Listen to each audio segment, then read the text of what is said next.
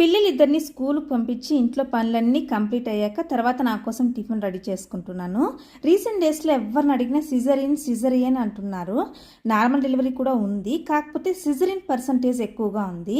మన అవ్వల కాలంలో చూసామంటే 10 మంది పిల్లల్ని కూడా నార్మల్ డెలివరీలోనే కన్నాము అని చెప్తారు. ఇప్పుడు ఇద్దరు మ్యాక్సిమం మూడో బిడ్డ అంటే మళ్ళీ సీ సెక్షన్ అని భయపడుతున్నారు. ఇంకొంతమంది మూడోసారి సీ సెక్షన్ చేసుకోకూడదు అని చెప్తారు.